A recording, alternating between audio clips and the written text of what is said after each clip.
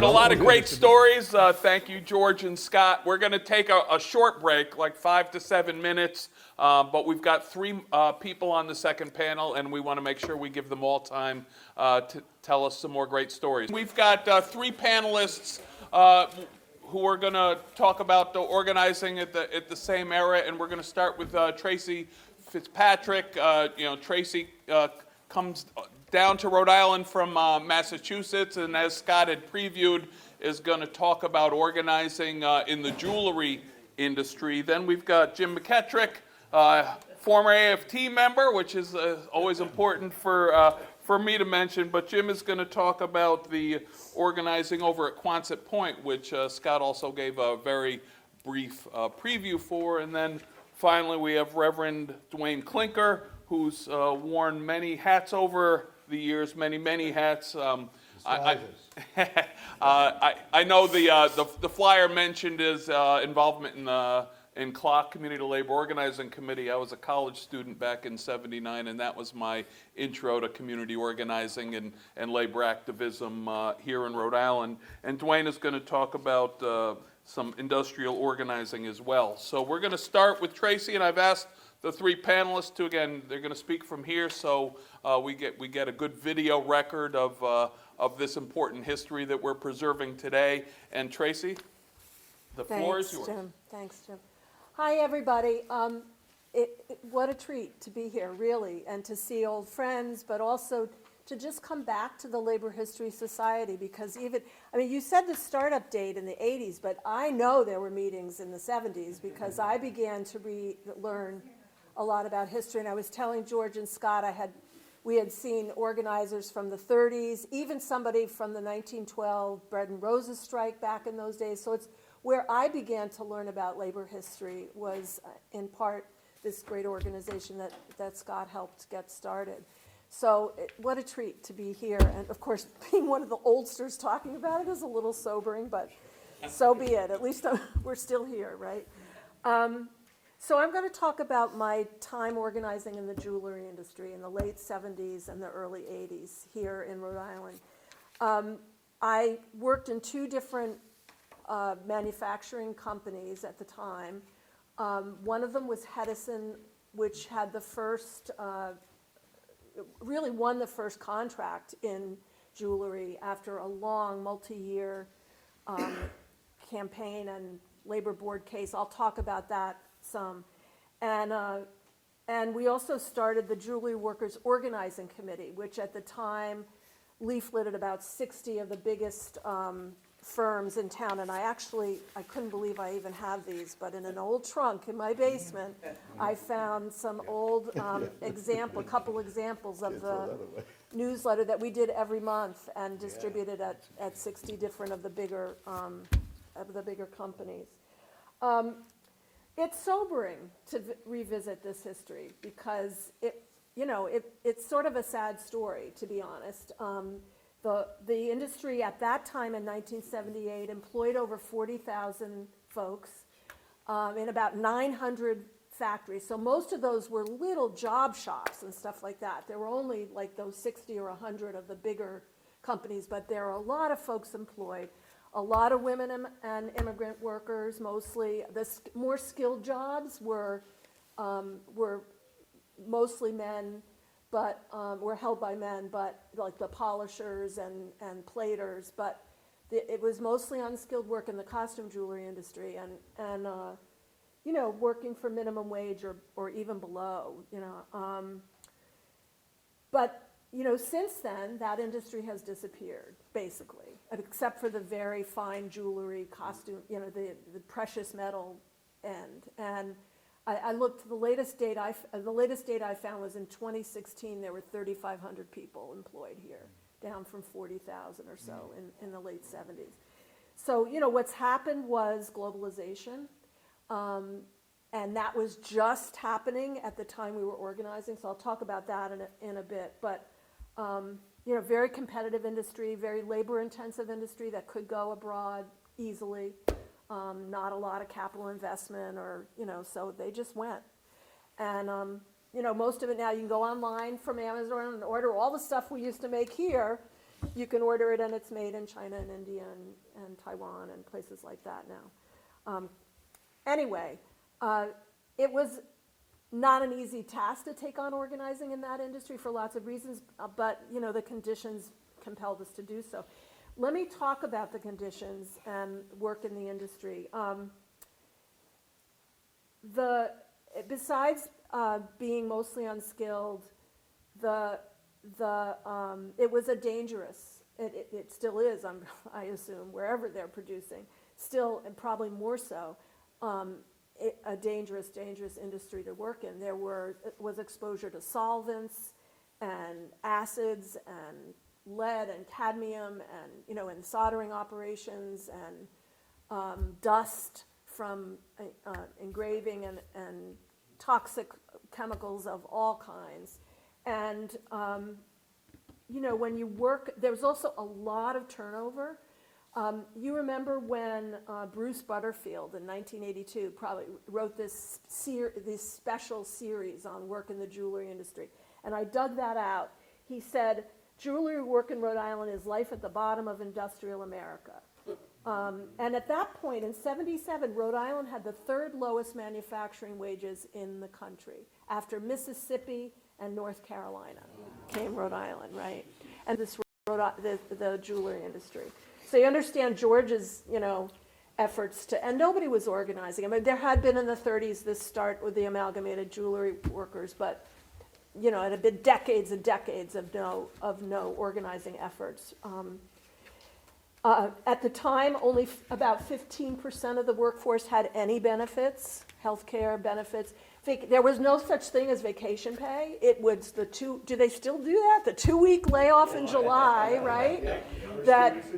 Right, so you get laid off, you go to unemployment and collect your vacation pay, paid for by the taxpayers of Rhode Island, and this big subsidy that went to companies. So that's what the conditions were like.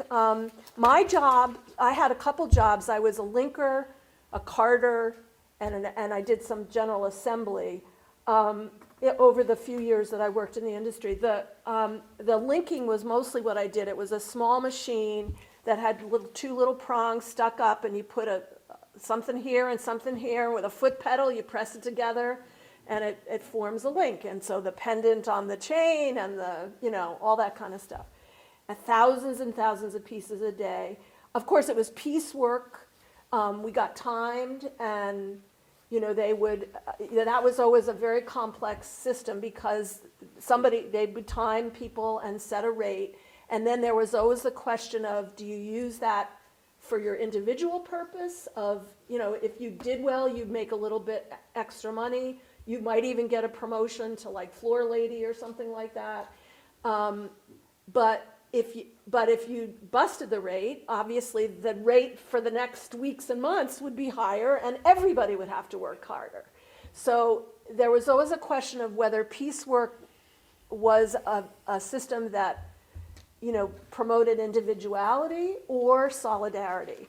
And it became actually one of the real conversations we'd have in the union drive, is like as examples of actions we could take right on the shop floor to show how solidarity could keep everybody safer and healthier, and you could take breaks, and you could still not have to worry about busting the rate if we all work together. But that was the kind of system. And the other thing I wanted to share was just in the few years that I worked there, the kind of hazards that we faced. I mentioned the toxics, but some stories to tell. And I'm sure any of you who've done, real work, blue-collar work, or, in other settings have witnessed this as well. But, somebody cuts their finger, and, there was a woman that shattered glass from a piece of glass that was protecting and got, her eyesight affected. Another, Sharon, I don't know if you remember Sharon from the Union Drive, but she got her finger caught in the foot press, broke her finger, went to the emergency room, came back to get an advance on her paycheck from the company because she didn't have enough money to buy the pain meds. and the company refused. So, of course, we all took a collection and bought her the pain meds, but that sort of thing happened constantly. There was a person who... What? Yeah, there was a person who fell off her chair, hit the cement floor, just these metal chairs we used to sit in at the bench, and she crashed her head, got a concussion, and, she was hospitalized for a while. There were a number of people I knew that quit because of exposure to nickel or epoxy resins that would get in your eyes. So the got to the point where the work wasn't really endurable, and you would hope that if you quit at that point before the union, you would quit and just hope to get a different kind of job at another factory down the road, because everybody was constantly hiring and there was a lot of turnover. One incident, which is written up in the newsletter that I happened to find, and it reminded me of it, was a guy named Joe Pine, who ended up being one of the leaders in the union drive, but he worked in plating, and and there was a fire that got, they worked in these huge big tanks, if you've ever seen plating operations, and something sparked with electrical equipment, and it started a fire. He flipped the switch and it put the fire out, but he got exposed to phosgene, which is this gas that's caused with perchlorethylene, and the combination of the fire with that, and he was hospitalized. I sat in the emergency room with him over a few hours, and his breath, he was barely breathing. It was really scary, and he was hospitalized for a couple of days. So that kind of stuff was not uncommon. It was, it wasn't an everyday thing, but it happened. I could tell you a half a dozen other stories just in the few years that I was there. So those were the conditions. Let me talk about the Hedison Drive. There was a group of motivated, some of them students, former students, some of them just activists in the community and in these sort of revolutionary groups that Scott had mentioned, but a group of people who were aiming to organize in the industry. And we were mostly just friends. It wasn't really any organized group, but we had this common goal, and we all got a job at Hedison. I had worked at another plant with this idea of preparing to move there, but getting some experience first. They had worked there probably by a year by the time I arrived there. This was in 77, I think. And we began to slowly build an organizing committee. There were certainly the conditions to talk to, and you could tell who already would take action on behalf of other people. So we sort of secretly began to approach folks who would seem to be pro-union. We would never talk to them about it on the shop floor. We'd always go to their homes or meet for coffee or something afterwards, or at a bar. But slowly talking about the union to the point where in the fall of 78, we had a good 20 or so people organized, and we began to exponentially be able to get more and more folks signed up. I had the date. So we had about 26 cards signed up in September of 78. We had 31 by October. There were 20% of the whole company was signed up by the end of the year. And at that point, we were having organizing committee meetings every week with a pretty activist group. It was somewhere around there that we approached Rhode Island Workers Union. And we had approached several other unions and sort of interviewed them to see who we would go with. And George, you fooled us that you didn't know what you were doing, because that was clearly the right choice for us in terms of ideology and commitment and vision and understanding the conditions under which folks worked. So this was before it was an SEIU local. We started working with George, and George kind of mentored us about how you do an organizing campaign, because we didn't really know. By January, we kind of found out, kind of by the slip of a supervisor, that the company knew. And so we planned a quick, within a couple days, we went public with a day of, the 40 people signing cards in the cafeteria, the parking lot, the bathrooms, just like a blast to get cards. And by the end of the first day, we had 75 more, we had 75 more people signed up. This is in a plan of about 350 people. And 40 more the next day, and by the end of that week, we had 52% signed up. We filed for an NLRB election.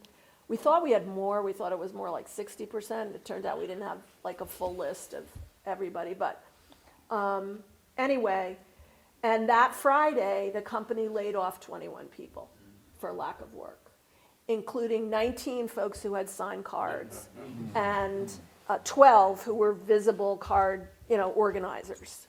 That happened that Friday. So, we were in a fight.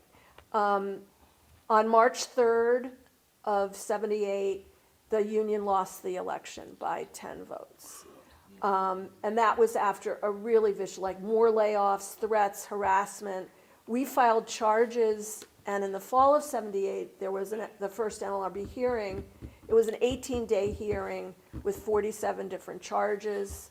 In May 79, we got the favorable review, reinstating 42 people and mandating a bargaining order. The company appealed it to the full board. We won that again. The company appealed it to the court. We won it again. But at this point, it's how many years later, right? When did that come down?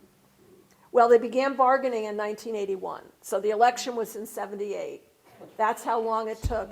And the court appeal, the court decisions criticized Hedison and its attorney for frivolous appeals and for vicious anti-union behavior, and completely upheld the original decision that reinstated people. But years later, nobody's going back to work. But by the time they bargained, there still were a handful of original organizers there, but the company had gone from 350 to about 60 people. They had just, been shipping stuff, either closing business lines down or shipping work away, subcontracting it. And, the company had gotten way, way smaller. But they did win a first contract in 1981, the first in the industry in, decades and generation, really. And like I said, 3 of the original real leaders were there and led that effort. And it was ratified April 5th, 1982. However, the company did close, like in 1985, closed altogether. All along, Hedison wasn't the only effort. As George has explained, there was that strike in Esposito Jewelry. There was a drive at Armbor's Chain, at A&H. There were a few either union drives or that one Esposito strike. None of them were victorious in leading to a contract. We had started, as I said, this Jewelry Workers Organizing Committee, and I think planted the seed. Folks certainly knew to go to Rhode Island Workers Union, and at that point had now affiliated with SEIU, Local 76. And, the effort continued. But with the globalization of the industry and that hanging over your head, it's just a very uphill battle. So, what are my takeaways? It's a sad story. It's, you want to find some heart and hope in it, and I do actually. Just a few tactical things that worked for us. I mean, as George has inferred, you've got to have an organizing committee that speaks all the languages of the company, that represents different departments, that really represents the people there, so that you can then reach each of those different communities in the course of organizing. And it really, really helps to anticipate company tactics, to talk way before there's a public drive. To every union meeting, we would talk about the kind of division that the company would inevitably lead with, that we would talk about the threats, of layoffs or firings or illegal activity that we fully anticipated. But if you educate people about race and sex, about racism and sexism, and you invite conversations way before the incidents happen, people then recognize it as, yeah, we know how to handle this. We know that this kind of division, and they don't fall for it as easily, obviously. And that worked really well in keeping us together. The other thing is that taking action, that kind of peace rates organizing, or, Scott mentioned the benefits committee. I mean, just visiting somebody in the hospital who's had a baby, or, raising money for Sharon, that woman who needed money for pain meds. But also taking action on the shop floor, questioning the boss at a meeting, that they would hold these sort of, anti-union indoctrination meetings, and just standing up and questioning them or disagreeing with them, and seeing somebody do that was had an impact, that you could have power on the shop floor. So I feel like I'm preaching to the choir here, because you all have been through this situation, but those strong arm tactics of the company really work. That's why they do them. And having a strong labor board, that's why political action, as Scott also mentioned, and George, becomes so important, because the context in which it happens and that economic reality of globalization becomes, almost impossible to fight that tide without broader political action. On a personal level, and I'll end here, I still look at everything, and think of all the people who's behind making this, who's behind the link that put my, my thing together. I'm sure you all feel that way too. It's like, and I wonder about their working conditions, and I think about how far we have to go to really raise people up. But I also recognize how far we've come. Not just over the generations, but even since 1978. I mean, the minimum wage in Rhode Island isn't what it was. You're not the third lowest anymore, thanks to, a good deal of political action. And actually, the unionization rates just this year, in 2022, it's been a really, really good year for labor in terms of victories. I think I looked it up, 77% of elections have been won by unions this year, of board elections, and there have been many more than there have been in the last 20 years before. So, we live through cycles, if you know the history of the labor movement and progressive causes and politics and everything. We live through the cycles, and it's been a tough one, but there's lots of reason for hope. So I will end on that.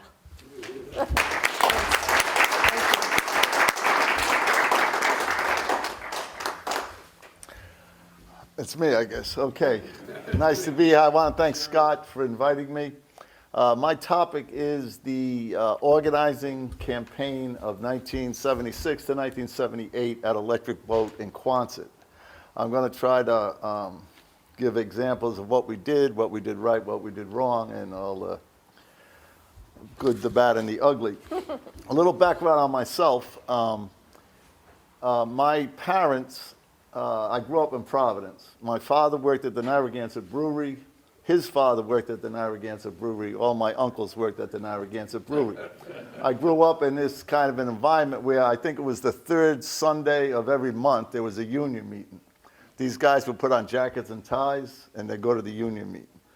And as a boy, I said, wow, this is serious. Whatever they're doing, it's serious. They're getting dressed up. They didn't even go to church, But then come to find out, they had a meeting 45 minutes, and then they drank for like 4 hours. But that's... It was serious business. That was it. And then my mother, she came from New York City. And she came from one of these very progressive Democratic families. They were involved with a lot of different things in New York City. I had an uncle who was a priest in New York City. He was involved in the civil rights movement in a big way. All 4 of my grandparents came from Ireland. I was affected by all of this kind of growing up. It was osmosis, not that anybody was lecturing me, but it had an effect on me. I was fortunate enough I grew up at the Valley View Housing Project. We were fortunate enough we moved to another neighborhood down near Elmhurst, Smith Hill. And I learned how to play basketball, and it kind of saved my life. I was kind of a screwball, to be honest with you. But I played basketball, I played baseball, I was a jock. I ended up going to LaSalle, I played there. I went to Rhode Island College, I played there. I made lifelong friends that I still see from these activities and stuff like that. And it was it was fun at Rhode Island College. It was fun playing. Scott mentioned some of the things. I remember joining SDS. I was never too involved in the leadership. I was always playing games, but a different kind of game. And I met Mike Van Leesen, one of my heroes, a basketball player, but he got me involved in the fair housing campaign, and I saw for the first time what it was like to, kind of go out and petition and complain and get nowhere. Eventually, I graduated. When I graduated, it was 1969. And the most important thing about me at that time was that I was called 1A. So that was what you were in the draft. So you couldn't get a job because an employer would know, and I was going to be a teacher, they would know that you were 1A, you're going to get drafted before too long. So I bounced around different factory jobs. Eventually, I get a letter that was greetings from my Uncle Sam. I had a decision to make. I went to Toronto and dodged the draft that way. And, it's funny, you think about it now, but it was so normal. There were people up there, and people were beating the draft, and people were going and fighting and getting killed in Vietnam. But that was the environment that kind of grew up in. I didn't like Toronto. I liked it, but I thought I was missing something. I came back to Providence. I got a job in a factory where now the whole thing about the draft was lightening up. This would have been about 1971, I guess, The war was kind of ebbing down. We had been to a lot of demonstrations. There was no doubt that the Vietnamization of Vietnam was going to bring Americans back. And so with that relaxation there, I got offered, I found out I could get a teaching job. And so I got a job in the Providence School Department. I taught there for a year. At the end of the year, I was flush with money like I'd never been before. I decided I'm going to do what a lot of Irish people do. I went to Ireland and traced down my roots, so to speak. I think I spent 5 or 6 weeks there that summer.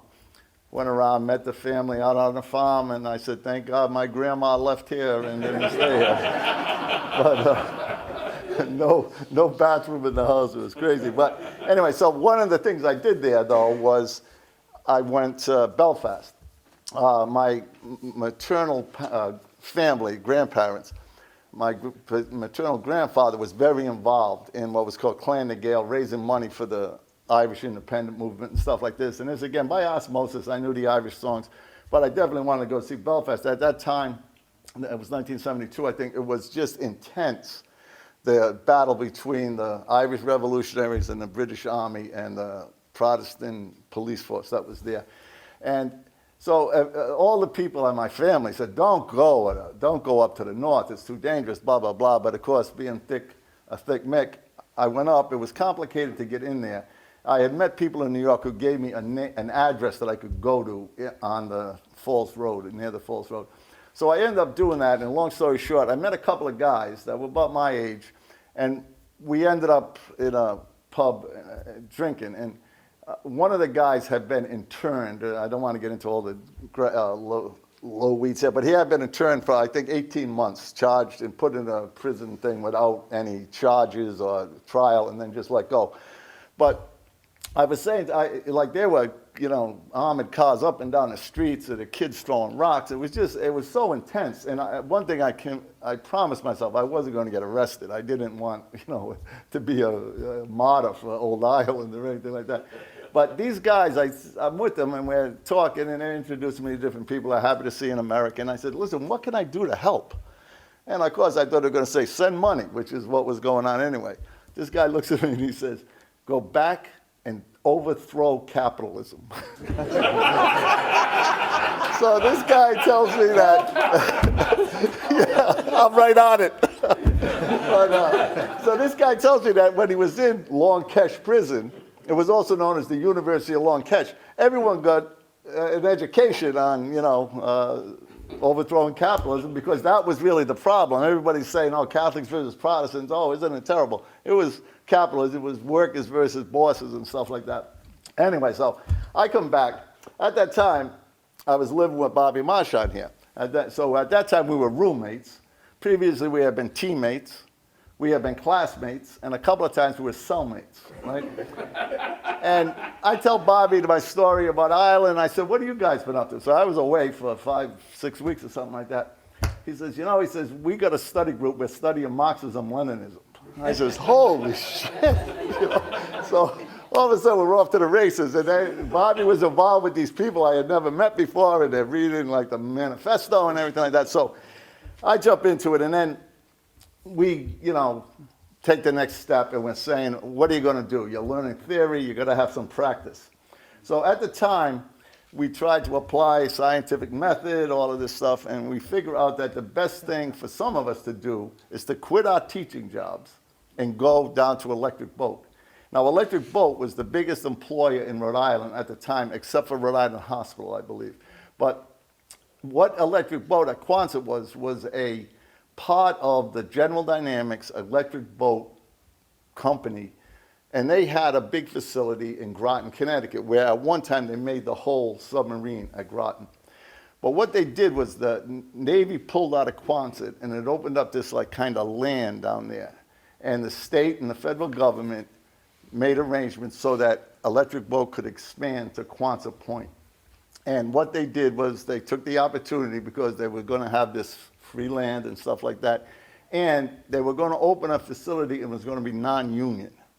So we knew that this was the kind of place that we wanted to go to, try to make a dent in there and try to organize it for, obvious purposes, just like everybody here is talking about it. What we did there was the hull of the ship, they were put together down there, and then they were sent on a barge to Groton, and then the insides would be put in. So we were doing heavy, big welding and things like that.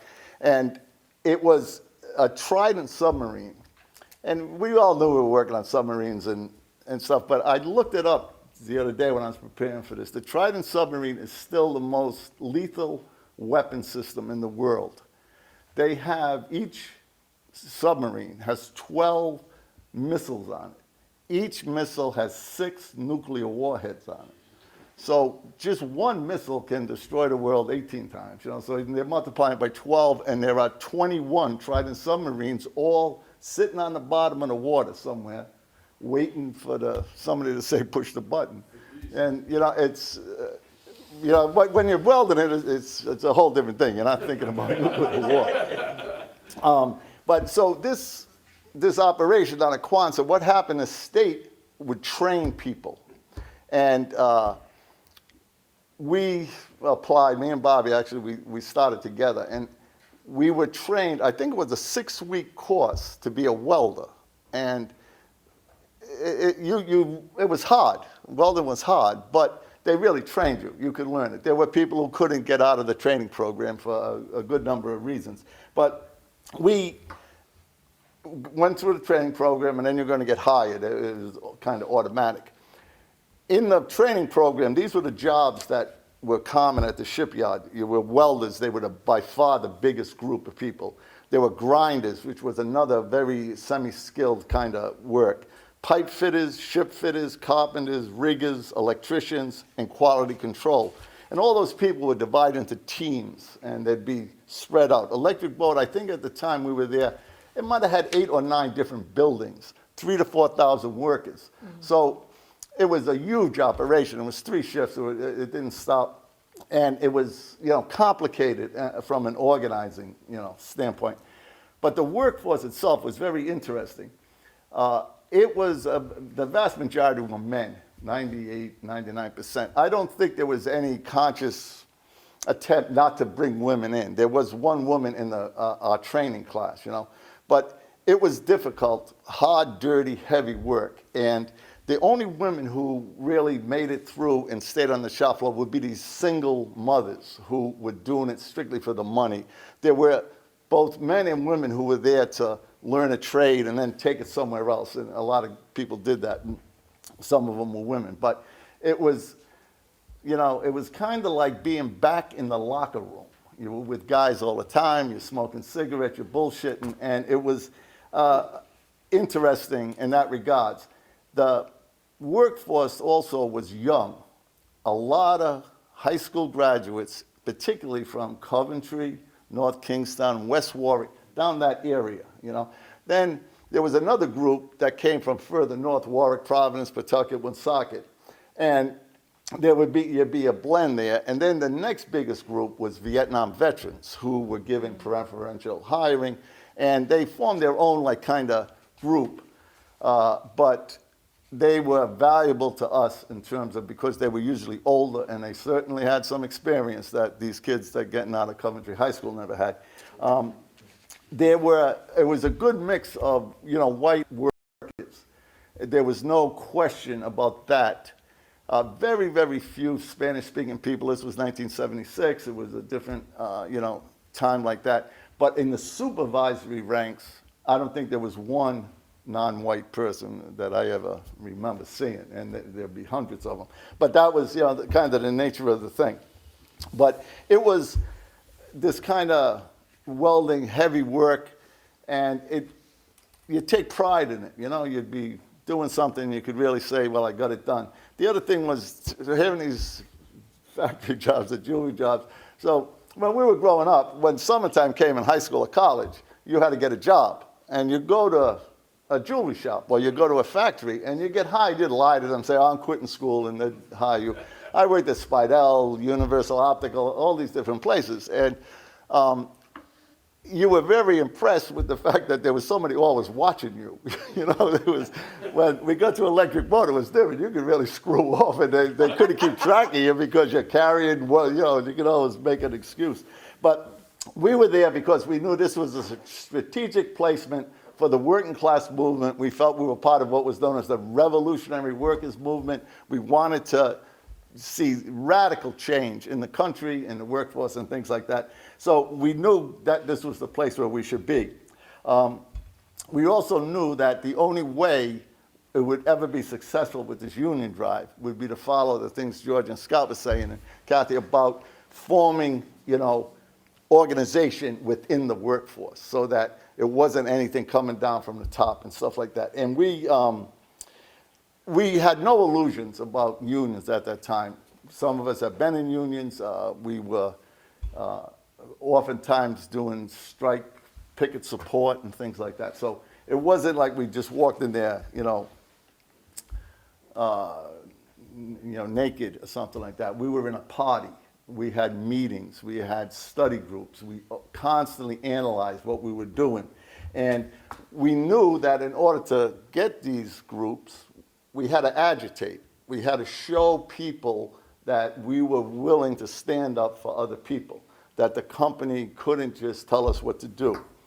And part of that, we created a newsletter. It was called the Shipyard Fighter, and it was mimeographed. And we'd put one out every 2 weeks. It'd be 4 pages long, you know, folded over. And we would have an article about what happened in Building 17. And then there would be another article about somebody got injured over in Building 60. And we were the only way people could communicate back and forth. You know, we were all isolated in our own buildings. The buildings were huge. I was in a building, must have been 500-600 people working, you know, every shift. But we said we got to pick up these struggles, and some of the things we really worked on was safety, which was a big thing. And it was dangerous work. The welding it's a very high heat melting steel, and things would splash on you, and it was easy to get burnt. People were burned all the time. There was a medical facility there every day. There'd be lines of people in there. But in addition to that, there were things like these hulls that we had to build were maybe 30 feet high. They had a erect scaffolding, and it was Mickey Mouse scaffolding. I mean, the boards would flip and guys would fall, you know, 10, 15 feet. And we would publicize that. We would get on the carpenters to do a better job and stuff like that. At the time, at Electric Boat in Groton, this was in the mid-'70s, it came out that many of the workers there were dying of asbestos poisoning. And we had to deal with asbestos too. So, but this was big news nationally about these guys. They discovered that how this happened. And so we took up that campaign, and we were supporting the guys in Groton. And we also knew that what we were doing was also dangerous for your lungs. And we went out and we contacted Rhode Island Lung Association, and they guaranteed that the materials we were using to weld was harmful to your lungs and blah, blah, blah. So in the end, we get this whole thing where the Rhode Island Lung Association would give free exams to anybody who wanted it, and a lot of the guys did it because we were all worried about the fact that we were inhaling all this smoke, although we were smoking Camels at the same time too. There'd be layoffs at the place periodically. Like it was just, you were like a schizophrenic about, is this a secure job or not? We don't know. But there'd be layoffs. Sometimes 300-400 guys. They'd be concentrating in different, trade skills. And we agitated that, listen, why do these guys have to go to Providence to apply for unemployment? Why don't unemployment come here and these guys can just go there? And we won little victories like that. If there were victories, the company would take credit for it. But that's how we were trying to, organize the unorganized, so to speak. After we were there, not very long, 6 months maybe, the United Steelworkers announced that they were going to try to organize. So this made us happy because we knew we needed a union. We knew the steelworkers had a very good reputation in Rhode Island. We had been involved with the Washburn Wire strike. We knew people that were in the different unions, in the different factories, but they were, in fact, declining and closing, and the steelworkers saw this as an opportunity to recruit more people and get more people into it. And we were really glad about that.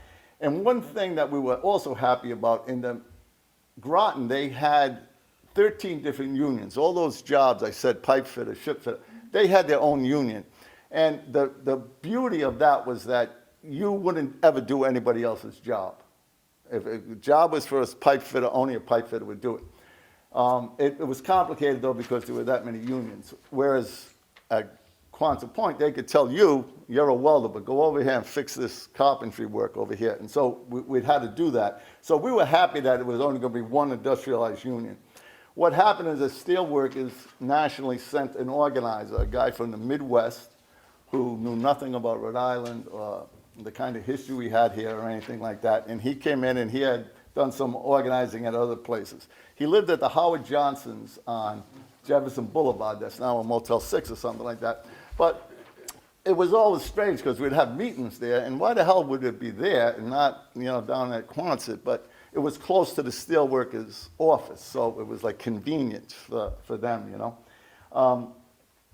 The drive lasted almost for 2 years. At one point, the steelworkers said they were going to have a meeting, and we went to it, and we thought there'd be a couple hundred people. There were about 8 guys. And so we said, holy Jesus. So, we're realizing it's kind of on us a little bit.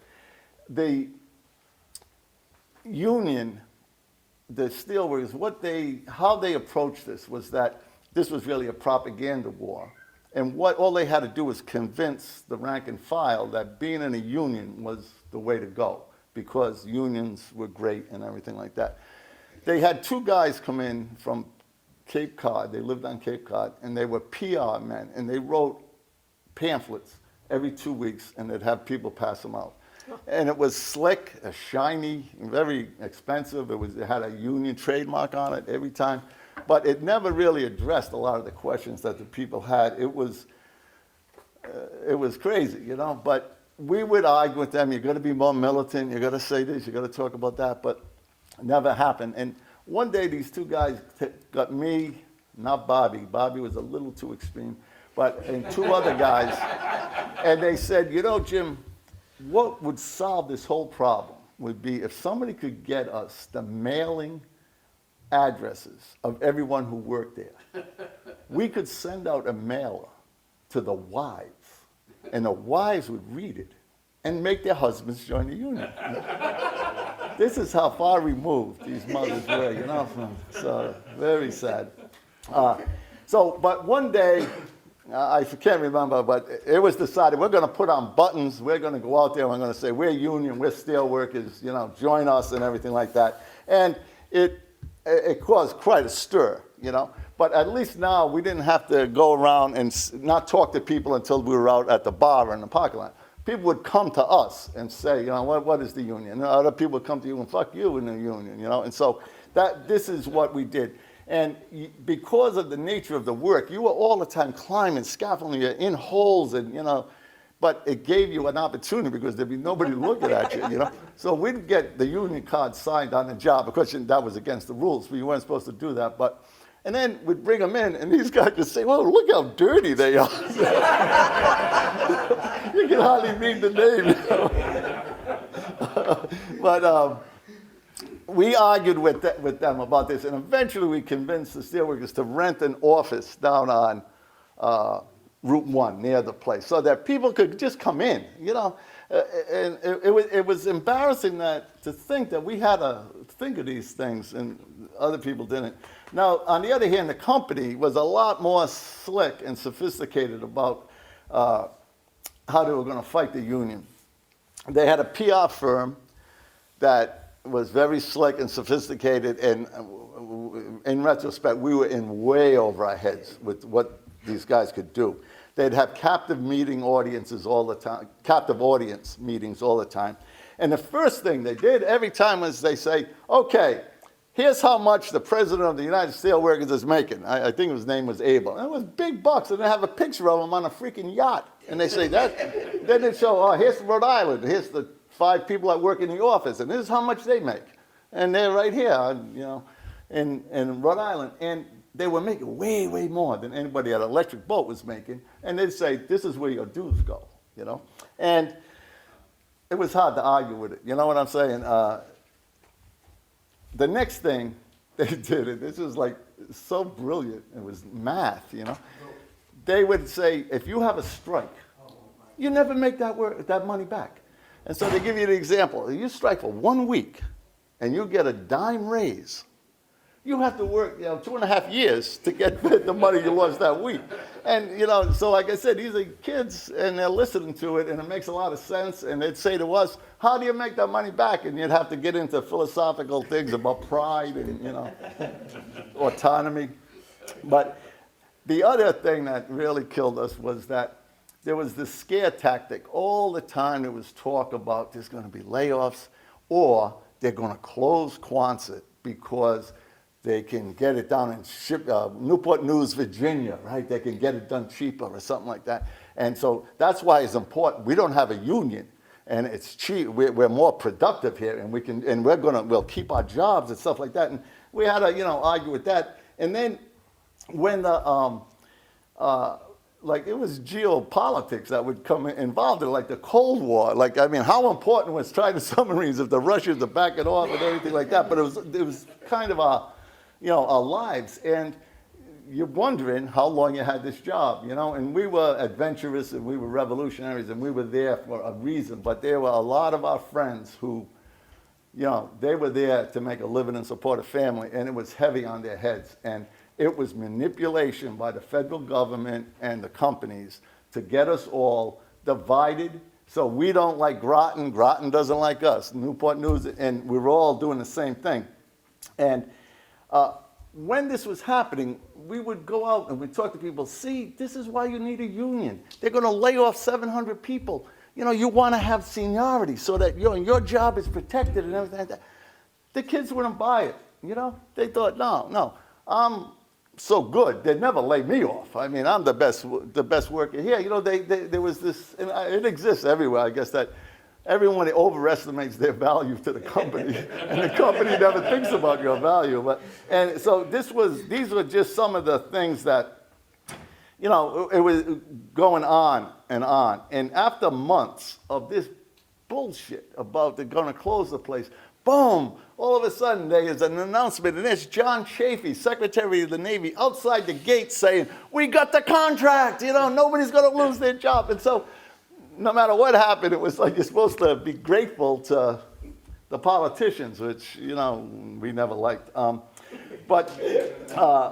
So The company then, at a certain point, forms what's called a vote no committee. Okay, so they took workers and had them wear pins that said vote no, and it was wild on the shop floor sometimes. I mean, it was very crazy. But and here's an example though. Just before the vote, they used to put out flyers too, you know, and they accused us of this. They're red baiting us. They're saying that, you know, the jobs are going to be lost if we get in and everything like that. And so we say, all right, we pass out a flyer. We say, we're going to have a debate. We're going to get at the Cranston Portuguese Club, you know, and vote no committee, vote yes committee, and everything like that. And we got a lot of people came. It was a Sunday afternoon. We were renting it ourselves. The steelworkers weren't even involved. We had the 3 chairs. Nobody came. You know. That's, you know, a classic thing. So anyway, the steelwork leader that we had, this guy Jack, he told us that you need 35% of the cards signed at that time in order to turn them in and then get an election. He says, but I don't play that way. He says, I don't ask for an election until I get 50% of the cards. So we say, yeah, that's smart. It don't make sense. I mean, there was a crazy turnover. It doesn't mean you're going to get every vote, but you wanted to have a cushion anyway. So we, you know, assumed that that was going to happen. And then as it got closer, and we were a little bit tired of carrying the union's water, and we said, you're going to have a big freaking thing where you address these questions about the strike, about the layoffs, about all of this different stuff. So they did. They rented a hall on a Sunday. I forget where it was. I know Bill was there, and they had local people like Bill come up and speak. For the first time, it made sense, I thought, to a lot of the people. You know, and it wasn't that the strike is going to make you rich, but the strike gives you pride and everything like that. Then the the keynote speaker was the president of the union, Tom Policastro. His name was mentioned earlier. So he gets up, and now this guy, he was 100 and something pounds overweight. He goes up to the microphone, and he says, all right, he says, I'm going to tell you guys why you need a union. And he tells this story about a guy named Chester, who was in some kind of, you know, factory, and he fell asleep on the job. And the company fired him because he had 2 written warnings for falling asleep on the job already. So this is his 3rd offense. But Policastro went in and fought it out, and he got the guy to keep his job. So that was his example of why you should have a union. This was the worst possible thing that could have been said. Right away, people are saying, why should I be busting my hump so Chester can take a nap in the and it was true. It made, you know, and it was not good. It was not good that day. That was an example of how out of touch, you know, that was. And we had to go back in and keep banging heads with guys over things like that. Then all of a sudden, without any consultation with us, who were running the whole thing, the steelworkers announced there's going to be an election. The company agrees, and it's set for the middle of February 1978. That company that went into full tilt, you know, brainwash. I mean, there were so many meetings. You know, first they're telling you, you're going to work harder, work faster, work harder. Wait a minute, everybody stop. We're going upstairs. We're going to listen to the guys. So they didn't have PowerPoint. It would be like a slideshow or something, you know. And it was just, well, it was good and slick, and, you know, you could ask questions, and they knew what they were doing. And I'd say for the month of that time, the company just let stuff slide. Man, people were coming in late, nothing was being said, you know, and we were telling people, hey, now's the time to screw off, you know. And then, but we're working, meeting after meeting. I never took a day off from meetings. And we're meeting with, we had, you know, rank and file workers who we brought forward, as they say. They joined the party with us. Other people, we had study groups. They were like all these levels of commitment and everything like that. And we're having meetings all the time. And we knew it didn't look good, you know, but we always hoped there would be a miracle.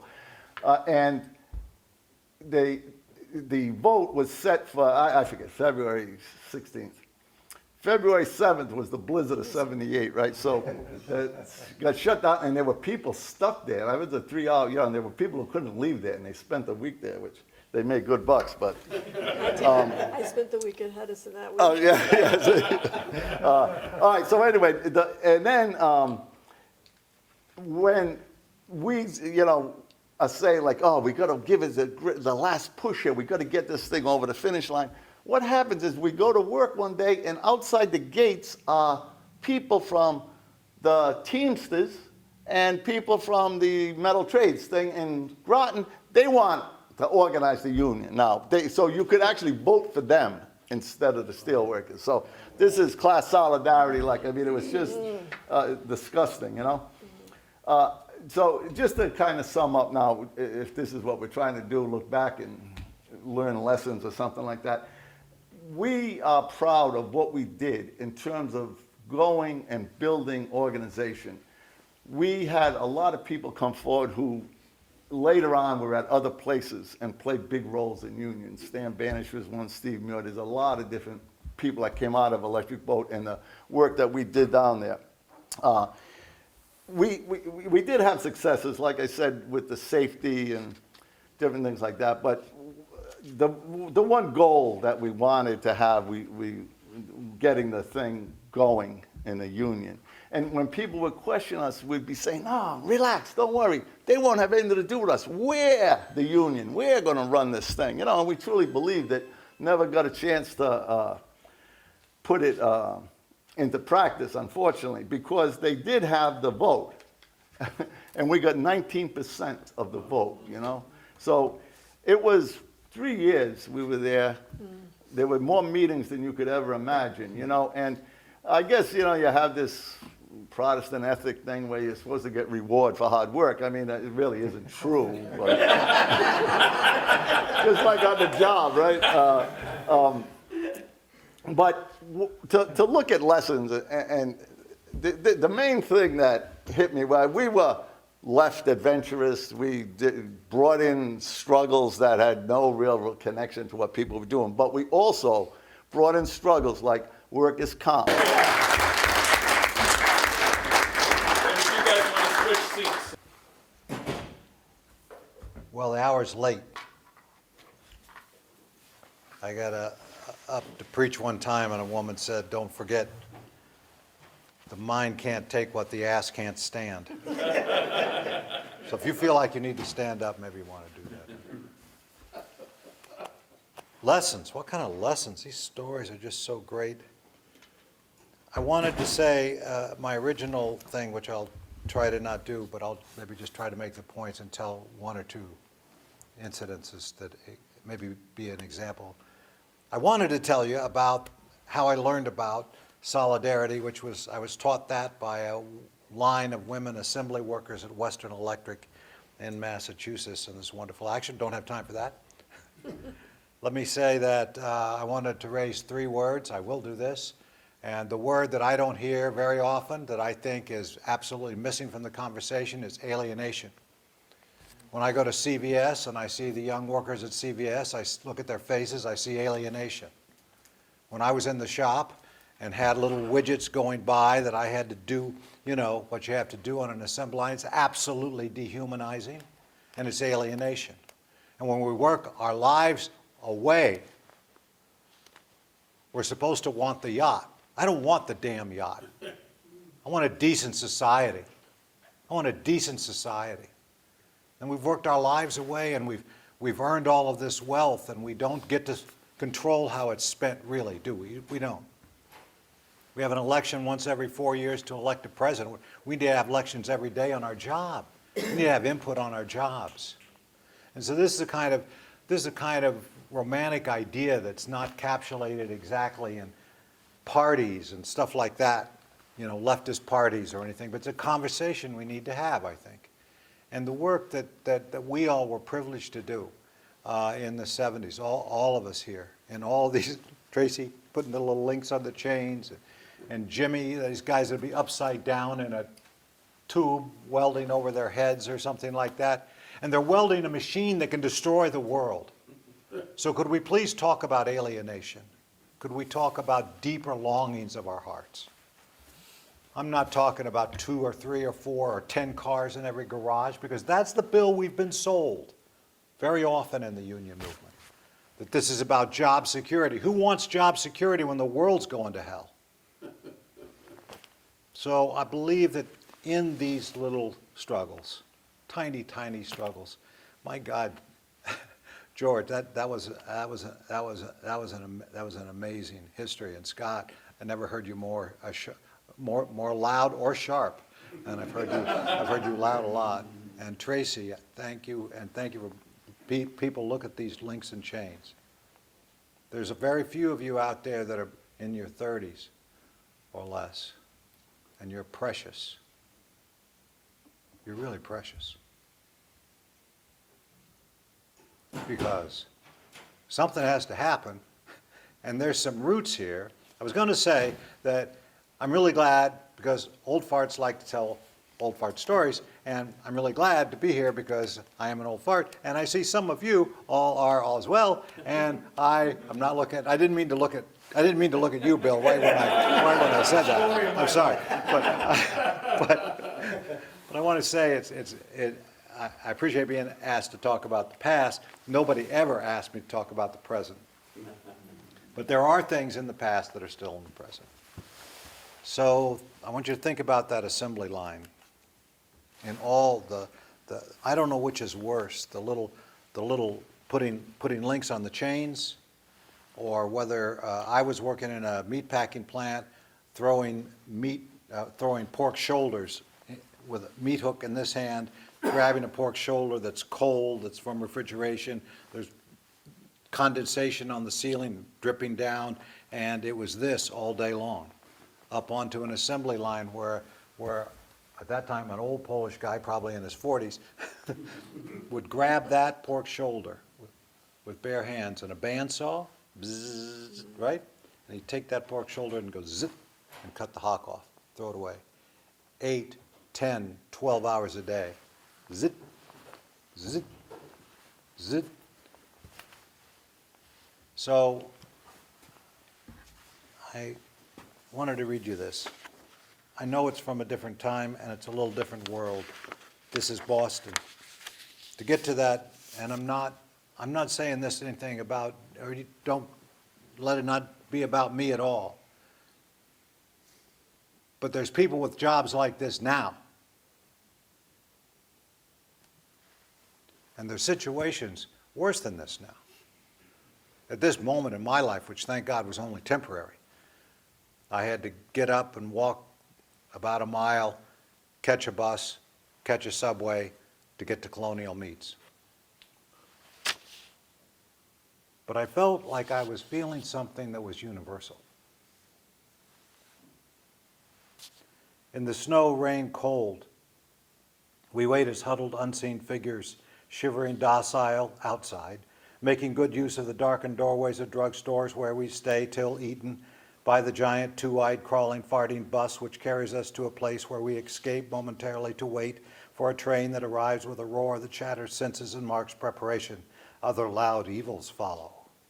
We sit, stare, rattle, and arrive to wait in line for coffee which is either gulped down or labored over like an expensive liquor, depending, and until, like piecework on some incredible assembly line of the world, we are drawn from our separate stations to the inescapable judgment, the time clock. We punch it, and it marks the ebbing of our lives, or not. We have to be flexible. We have to understand solidarity. We have to understand alienation. Tracy talked about Hedison. There's a photograph of a worker at Hedison.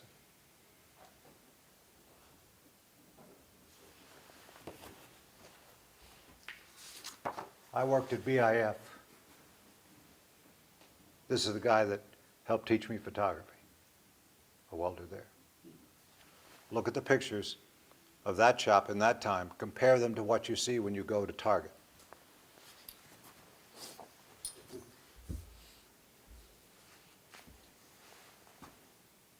Flexibility, understanding alienation and thinking from the bottom up and thinking beyond the dollar bill.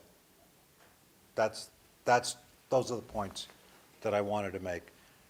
Maybe I just should close with a story, although I'd like to tell you two. Excuse me, we can go over a little bit, don't we? We want to hear a couple of your stories. I'll tell you. Scott offered you 25 minutes. So I won't tell you the assembly line story, but I will tell you a Rhode Island story that relates to Hedison. Okay? It relates to, Esposito Jewelry, which George was talking about. We had a RIWA meeting, George, in Providence, and the RIWA meetings are pretty simple. They had a one-item agenda. I think we met weekly, and anybody could come. If you were a worker, you could come. You could be unemployed. You could be a union member. You could be not a union member. Anybody could come, and the agenda was this. Anybody got a problem? Somebody raise their hand. And we talk about that problem and figure out a way to take action. We had a meeting like that. We tried to introduce some other things in the Providence chapter. We tried to introduce a little political education. We'd have a little political education once in a while. We tried to party a little bit. We'd have some parties. It helped bind the group together, but it was still that one thing. You got any problem, right?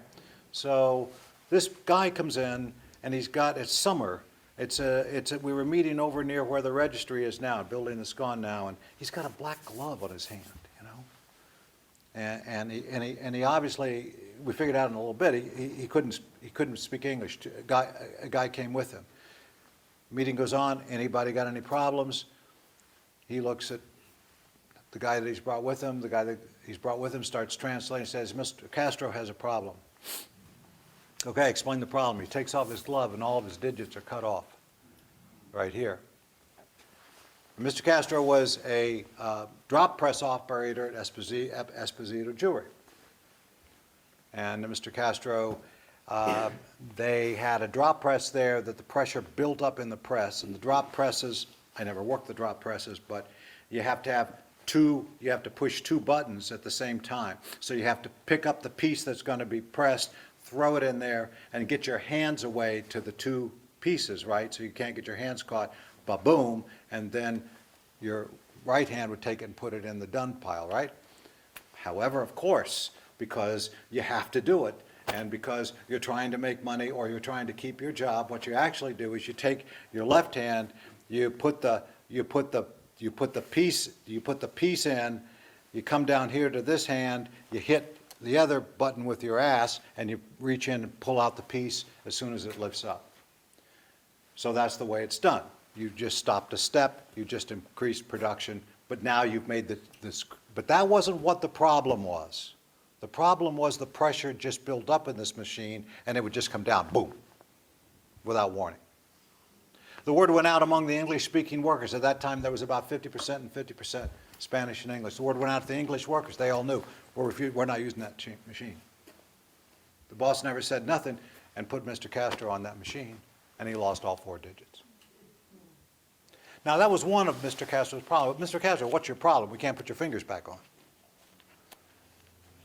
Mr. Castro wanted to go back into the shop and make sure the machine had been fixed.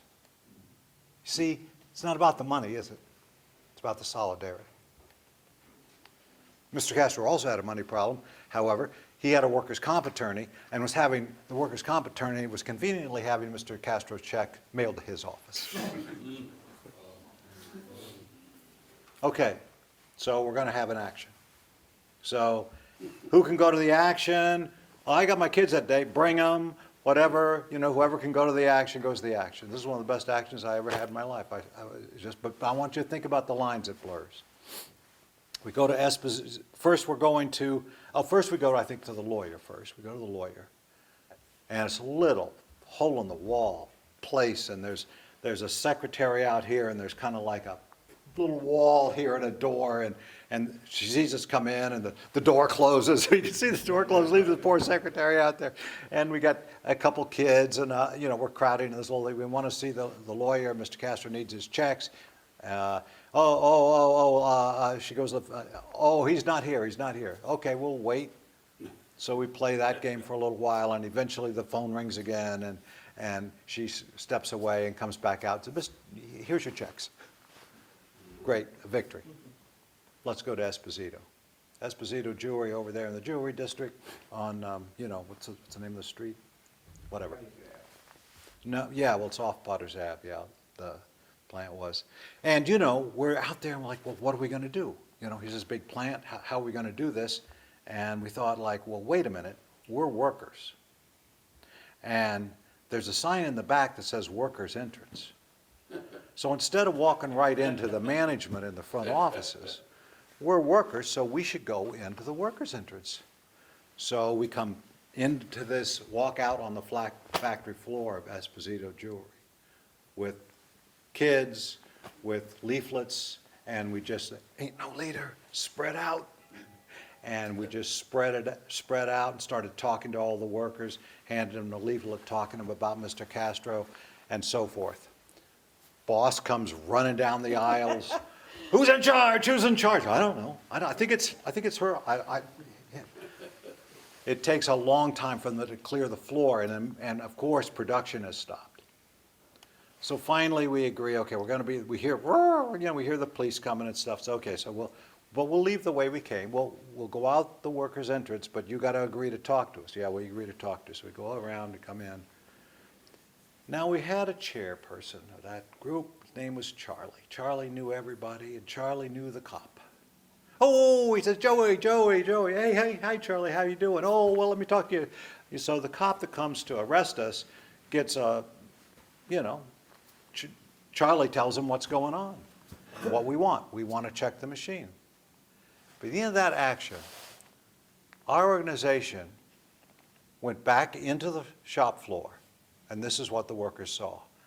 They saw us coming in with the cop, with our delegation, with Mr. Castro, and going over to the machine and checking it and making sure it had been fixed. The end. That's solidarity. That's like using it, not thinking just of the issue, but thinking of the greater idea of solidarity. We're teaching, we're showing solidarity, we're showing power. The last story I wanted to tell you is a difficult one. It's a story of a loss. The union that George started, I eventually worked for as director.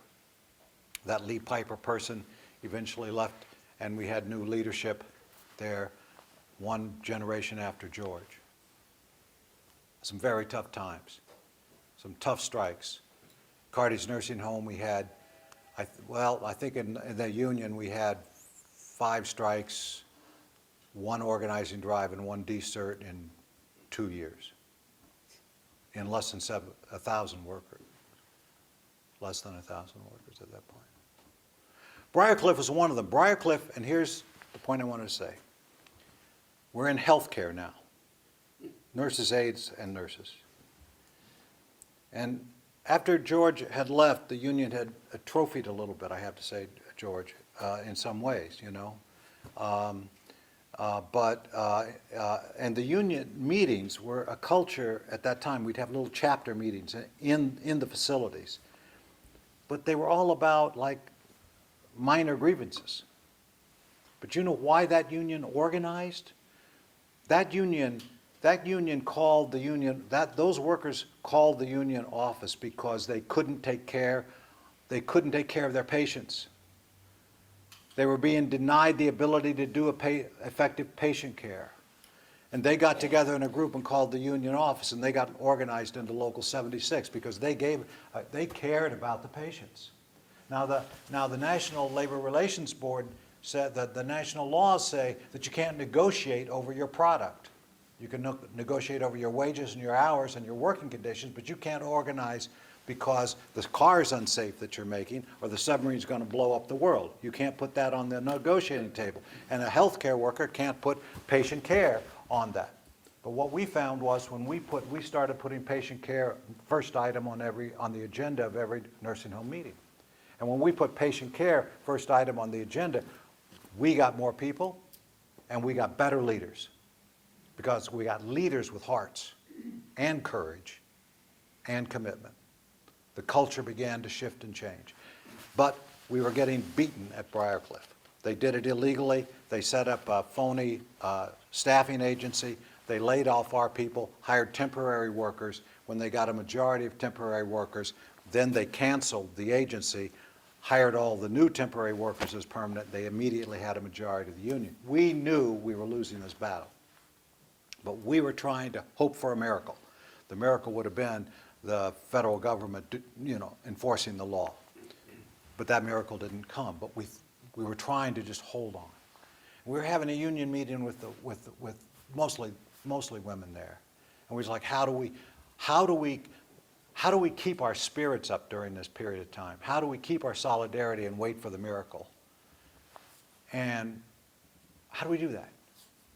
And we had picket lines, and we'd organized patients' relatives, and we'd thrown everything at them that we could throw. And one woman said, I got an idea. How about to show our power and show who we are? You know, we had that 76 logo, 76, from the year the union was founded. They said, why don't, on the hour, every union worker stops what they're doing just for a second. Whatever you're doing, if you're making a bed, if the boss is talking to you, right? If you're talking to one of the replacement workers, whatever's going on the hour, we stop. Oh, excuse us for a moment. And you look around and find the nearest union worker you can find, and you go and hug. Just hug, and then we walk back and just continue what we're doing. I don't know whether it drove them crazy or not. Because think about it, it was such an act of solidarity, such a witness.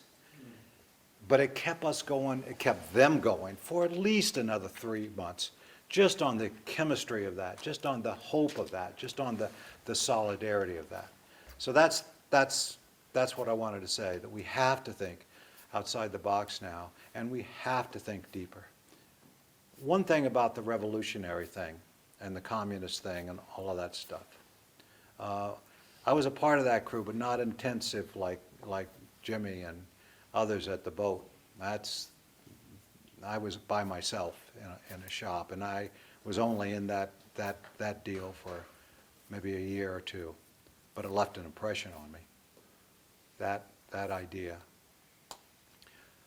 I read Marx. I had a lot of discussions. I like Marx. I think Marx got something to say. It's pretty powerful, but not everything.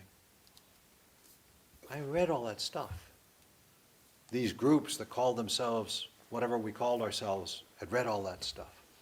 We thought we had it down. We had the way of seeing everything that could happen. Deindustrialization hit us.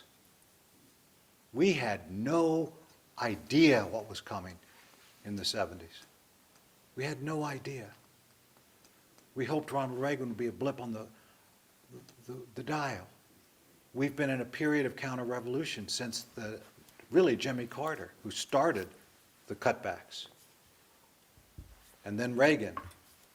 And then Clinton was another big one. And we have to understand that race and class is together just like a rope. We have to think that way. We have to understand that. We didn't see it coming. We had slogans, and we were the ones that put these bumper stickers out for some of these things. Fight for every job. It wasn't the official unions. Fight for every job. That's all we knew. That was all we could do. Fight for every job. But we didn't think they would blow up the steel industry in our nation and subcontract that. We thought some stuff was secure and nothing's secure. Today I'm trying to work with unhoused people and organize unhoused people. A week ago, after we had had an organizing meeting in which we had discussed the danger of the people outside the State House were facing, that are living out there in their tents. My colleague, the director of the church, called up and said, Dwayne, we had had a 12-hour intense emotional day, and it involved an organizing meeting in which unhoused people were talking. We wanted to talk about how we could move the governor, but we ended up talking about how we could keep the tents safe from the police raising the tents. And then we got into a conversation about how we could keep the tents safe from the people that were living in them, each other, because there are people on the streets that have lost their minds. Most people are just like you and me. and some are out of their minds. A minority, but they cause damage to a little community of tents. And after talking about all those dangers, Kevin, my friend, was asked by a woman at the meeting, can you help me bring my stuff? I've been tenting out up in Lincoln Woods.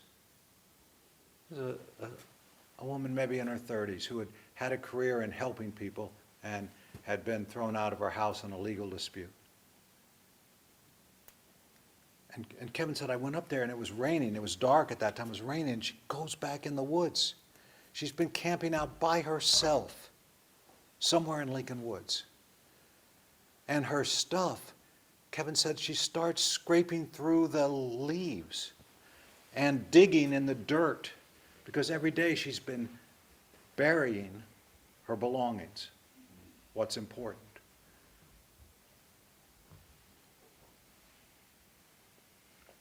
I don't know what to do with that, but in some strange way, I think if Eugene V. Debs was here, or Frederick Douglass was here, or maybe Dolores Huerta was here, or Caesar, they would say it's all related. Thanks.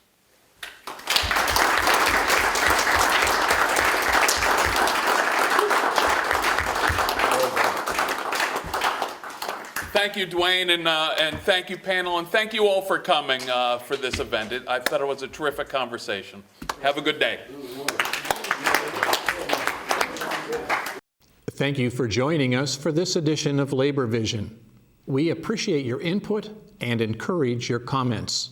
Labor Vision can be seen on this channel 3 times each week, Tuesday at 7 p.m., Thursday at 8 p.m., and Saturday at 5 p.m.